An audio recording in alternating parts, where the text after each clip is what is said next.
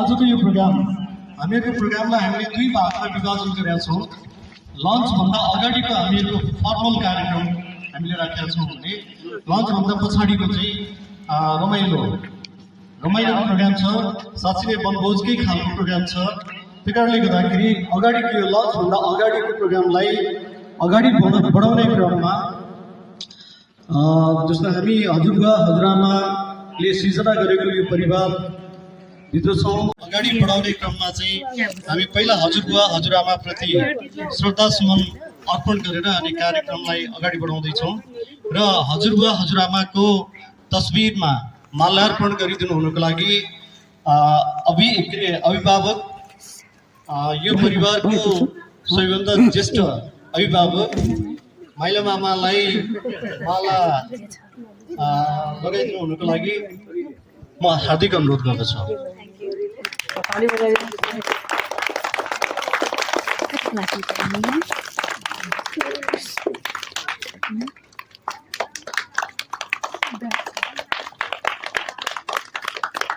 कुरो गर्ने हो भने त मैले अघि नै पनि आफू निरक्षर भएर समाजलाई शिक्षित बनाउने अत्यन्तै ठुलो योगदान गर्नुभयो र लग्न जस्तो ठाउँमा 20 साल 21 सालमै कलेज खोल्नुभयो।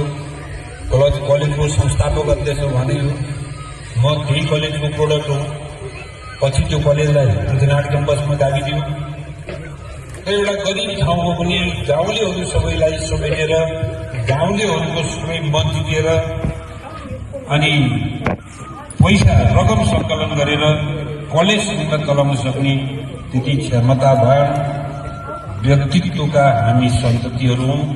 त्यसै कारणले हामीहरूले केही न केही गर्नै पर्छ र अन्तमा बुवाको फिजिकल्ली सेवा गर्ने व्यक्तित्वहरू एउटा त कान्छो भाइ हाल्छ। अब बुवाको सेवा गर्न नपरेको भए र घर छोडेर बाहिर निस्किन पाउने अवस्था भएको भए अब ऊ पनि मै जस्तो अफिसर बन्थ्यो होला, तर बाउलाई छोड्न पाएन, आमालाई छोड्न पाएन। सेवा गर्दा गर्दै उसको जीवनको प्रगति बरु ह्याम्पर भयो होला जस्तो लाग्छ। अब त्यस्तै गरेर आज यहाँ उपस्थित त देख्दिनँ, तर हामी हृदयदेखि नै धन्यवाद दिन्छौँ कान्छी बुहारीलाई, जसले बुवाको अन्तिम साससम्म पनि असाध्यै राम्रोसँग सेवा गरे। अब यिनै हाम्रो परिवारका कुरा हुन्। अब एउटा कमिटी गठन हुनेछ। त्यो कमिटीले श्रीनिधि गौरीको जीवनको यी सबै घटना परिघटनाहरूलाई समेटेर एउटा रिकर्ड अभिलेख राख्नेछ। त्यस पछाडि अरू फर्दर राम्रा कामहरू हामी कति गर्न सक्छौँ हामी सबैको सरसल्लाह बमोजिम कमिटी अगाडि बढ्नेछ र हामी सबै कमिटीलाई सहयोग गर्न तयार छौँ। हाललाई यति पछि हुने कुरा हेर्दै जाउँला गर्दै जाउँला। धन्यवाद। बुवाको एउटा रोचकता के छ भने बुवा किन त्रिकालदर्शी हुनुहुन्थ्यो भने 2048 साल माघको 20 गते बुवालाई सब भयो, हिँड्दाखेरि बुवा लड्नुभयो, सब भयो। अनि त्यतिखेर सबै मान्छेहरू गाउँले जम्मा भए, त्यहाँ आँखा शिविर चढेको थियो। अनि मैले डक्टर लिएर आएँ, धड्कन नाप्दाखेरि सबै कुरा ठिक छ। एकछिनपछि बुवा बिउजिनु भयो। अनि गाउँले आएर त्यतिखेर चाहिँ अलि समस्याकै अवस्थामा देखियो। एकछिनपछि बिउजिएपछि बुवाले के भन्नुभयो त भन्दा मलाई केही भएको छैन, नातिनीको बिहा फागुनको 22 गते उषा छोरीको बिहा, नातिनीको बिहा फागुनको 48 साल फागुन 22 गते त्यो बिहा समाप्त गरेपछि मात्रै मेरो मृत्यु हुन्छ, तिमीहरूले केही गर्नु पर्दैन भनेर बुवाले आफ्नो मृत्युलाई पनि एउटा बसमा लिएकै गरेर वक्तव्य भन्नुभयो। जब छोरीको बिहा समाप्त भयो 24 गते 25 गते दिउँसो चाहिँ बुवाले ल आज चाहिँ मलाई अलि ठिक अवस्था छैन, दाइलाई बोला, फुल्लाई चाहिँ त्यतिखेर घरमा छोरीको बिहाबाट फर्किने हुनुहुन्थ्यो। दाइलाई बोला अनि गाउँले पनि जम्मा गर, मैटुन तयार गर, यी आदि कुराहरूबारे भन्नुभयो। त्यो अनुसार मैले काम पुरा गरेँ। 25 गते राति 10 बजे बुवाले छोड्नुभयो। यसरी आफ्नो मृत्युलाई पनि बसमा लिने सायदै कमै मानिसहरू हुन्छन्, त्यसैले बुवा एउटा त्रिकालदर्शी हुन्छ भनेर मैले भन्ने गएको हो। मलाई अहिले धमिलो त्यो इमेज, धमिलो त्यो फ्ल्यासब्याक मात्रै याद छ। टाउकोमा हात राखेर बाबु भनेर चाहिँ भनेको मलाई सबै याद छ, र त्यो स्पर्श चाहिँ मैले कहिले पनि भुल्न सकिनँ। 12 वर्षको जति हुनु हो सायद, त्यो बेलामा पनि उहाँले मलाई विश्वास गरेर छोरी गएर बोल अगाडि। ल केटाकेटी पार्टी हो के छ? केटाकेटी बच्चा पार्टी के छ? ठिक छ? सबले सबलाई चिने हो नि? सबले सबलाई चिने हो नि? यो बच्चा पार्टी है, यो त्यसपछिको पार्टी है। फोटो भिडियो त सबै ग्रुपमा हाल्नु होला है, हामीले पनि हेर्नुपर्छ। ल धन्यवाद धेरै गौली परिवारलाई हाम्रै चेलीबेटीलाई बोलाएर यसरी दसैँको अवसरमा अष्टमीको दिन भोजन प्रदान गर्नु भएकोमा धेरै धन्यवाद। विष्णु के छ? ठिक छ दी, ठिक छ है? एकदम खुसी लाग्यो, सबैजना भेट्नु पायो। औ एउटी कान्छी माइली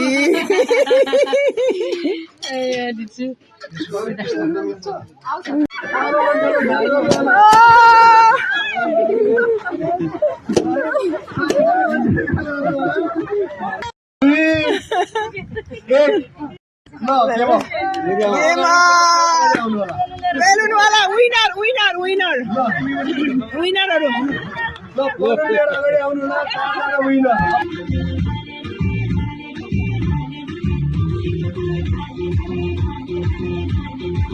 रायन दाइले एउटा चाहिँ एक्टिङ गर्नुभएको छ, त्यही एक्टिङ गर्नुपर्ने हुन्छ।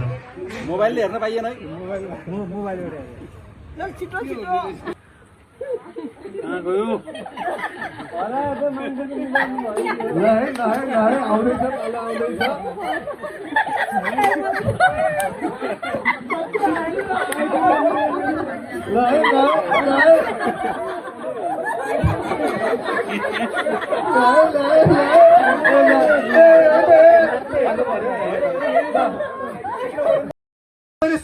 तपाईँले याद गर्नुहोस् मैले के कस्तो गरेको थिएँ र रायन दाइले के गर्दै हुनुहुन्छ। ल गर्नुहोस् त। एकदमै सिम्पल खालको एक्टिङ मैले पनि ठिक गरेको थिएँ तर आउँदै गर्दाखेरि समय यस्तो मजाको डान्समा परिणत भएको थियो। यस्तो ए ओके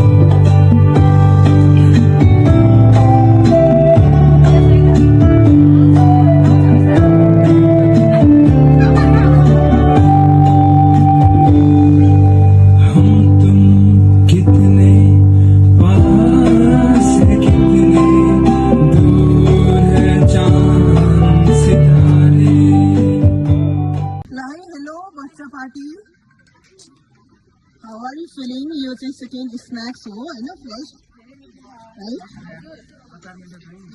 थियो मिठो छ हो हो अरू कुरा चाहिँ मिठो छ मिठो छ ओ वाउ टेम्पोराहरू मिठो छ है ल है कस्तो छ यो स्न्याक्स चाहिँ मिठो छ सोयला मोमो टेम्पोरा ओ यो त यहीँको सेट हो हजुर